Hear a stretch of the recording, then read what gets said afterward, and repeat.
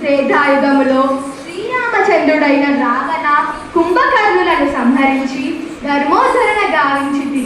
ద్వాపరలో శ్రీకృష్ణునిగా జన్మించి ప్రేమతత్వమును గీతోపదేశమును గావించింది. ఇప్పుడు అధర్మమును అంతమందించుటకు కలియుగంలో అవతరించి రావా తండ్రి? సదాశివ, ఇప్పుడు మీరు భూలోకంలో మానవ రూపంలో అవతరించి ధర్మరక్షణ గావించాలి.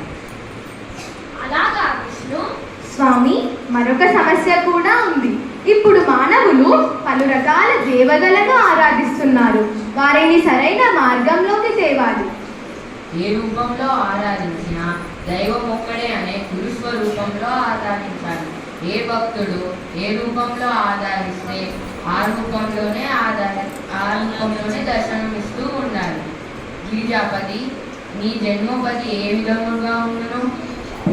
మొదట షిరిడీలో షిరిడీ సాయిబాబాగా, ఆంధ్రప్రదేశ్, తదుపరి ఆంధ్రప్రదేశ్లోని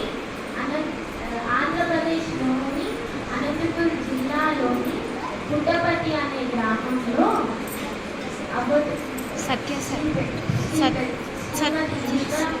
శ్రీ బెడవెంకమరాజు దంపతులకి